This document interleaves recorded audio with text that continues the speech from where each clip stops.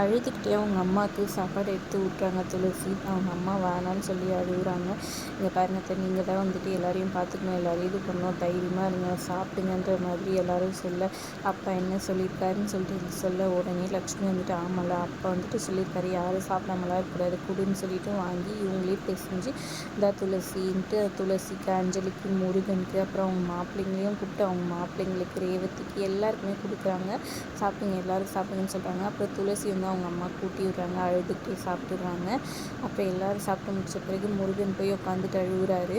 அப்போ முருகனை வந்து துளசி அஞ்சலியும் சமாதானப்படுத்துகிறாங்க. அப்புறம் அஞ்சலி ஒரு பக்கம் அழுதுட்டு நிற்க, இங்கே பாரு அஞ்சலி, இதுக்கு மேலே நீ இங்கே இருக்க வேணாம், நீ வீட்டுக்கு போய் வந்துட்டு அங்கே சந்தோஷமாக இரு, வயிற்றில் ஒரு குழந்தை இருக்குது ஞாபகம் இருக்குல்ல, உங்கள் அப்பா அந்த குழந்தைய எதிர்பார்த்துட்டு இருந்தார், ஒரு வேளை சொல்ல முடியாது, உங்கள் அப்பாவே கூட உங்கள் வயிற்றில் குழந்தையாக பிறக்கலாம், அதனால் வந்துட்டு அந்த குழந்தை நல்லபடியாக பிறக்கணும், நீ கிளம்பி போ வீட்டுக்கு அப்படின்னு சொல்ல அழுதுடுறாங்க அஞ்சலி. நான் எப்படிமா உன்னை விட்டு இந்த நிலமையில போக முடியும்னு சொல்கிறாங்க. அக்கா சொல்லுக்கானா, இல்லைடி அம்மா சொல்கிறதும் கரெக்டாக, நீ குழந்தைய பாரு, நீ போ, அம்மாவை நாங்கள் எல்லோரும் இருக்கிறோம்ல, நாங்கள் பார்த்துக்குறோன்னு சொல்கிறாங்க. அப்புறம் அஞ்சலி வந்துட்டு எல்லாருக்கிட்டையும் சொல்லிவிட்டு இது பண்ண பார்க்குறாங்க. அப்போ கரெக்டாக மகேஷ் கால் வருது. அவங்க ஆளுங்க வந்துட்டு இந்த மாதிரி நாங்கள் எல்லா அப்ஸ்காண்ட் ஆகிட்டோம், ஒரு இடத்துல பிரிஞ்சு போயிட்டோம் அப்படின்னு சொல்கிறாங்க. அந்த ஆளை கொன்னது யாரையா அப்படின்னு சொல்லி கேட்க, நாங்கள் எதுவும் பண்ணல, அந்த முருகனை தான் கட்டி போட்டு வச்சுருந்தோம், அப்போ அந்த ஆள் வந்து காப்பாற்றுறதுக்கு வந்தப்போ தான் இந்த ஆக்சிடெண்ட் ஆகிடுச்சு, பாவம் அந்த ஆளுன்னு சொல்கிறாங்க. சரி பற்றி யார்கிட்டையும் சொல்ல வேணாம், நீங்களும் எனக்கு கால் பண்ண வேணாம் அப்படின்ற மாதிரி ஃபோனை வச்சுறாரு மகேஷ். அதுக்கப்புறம் அஞ்சலியை கூப்பிட்டுட்டு கிளம்பிடுறாங்க. ஒரு பக்கம் அவங்க அம்மா வந்துட்டு அப்படியே என்னங்கன்னு சொல்லிட்டு ஓடி வராங்க கதவு நோக்கி. என்னாச்சுமான்னு சொல்லி கேட்க, வண்டி சத்தம் கேட்டோன்னே உங்கள் அப்பா வராரோன்னு நினச்சிட்டேன் அப்படின்ற மாதிரி சொல்லி ஃபீல் பண்ணி அழுகுறாங்க.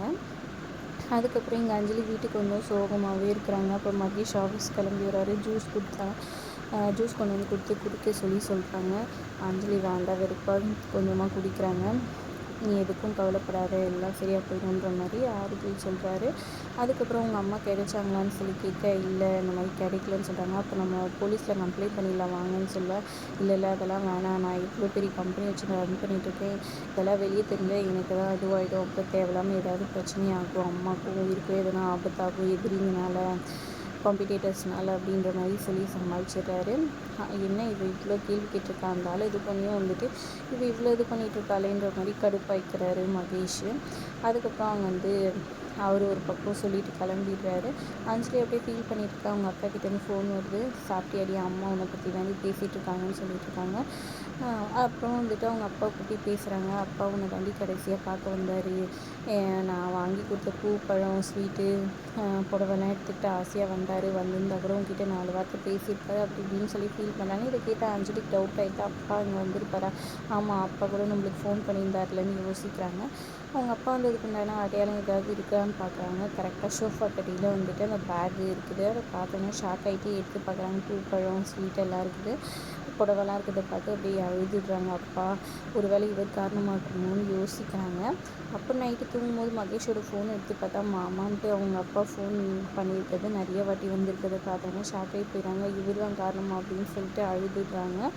அதுக்கப்புறமா வந்துட்டு மறுநாள் அவர் வேலைக்கு போயிட்ட பின்னாடி ஃபோன் பண்ணி இந்த மாதிரி வெற்றி வந்துட்டு அப்பாவை இது பண்ணி வச்சுருந்தவங்க எல்லாரையும் ஆளுங்களை கண்டுபிடிச்சிட்டாரான், குடோனில் கட்டி வச்சுருக்காரான்னு சொன்னோன்னா அப்படியே மகேஷ் ஷாக்காகி போயிடுறாரு. இதை வச்சு எப்படி மகேஷை வந்துட்டு பிடிக்க போகிறாங்க அஞ்சலின்றதை பொறுத்திருந்து பார்க்கலாம். வீடியோ பிடிச்சிருந்தா லைக் பண்ணிக்கோங்க. தேங்க்ஸ் ஃபார் வாட்சிங்.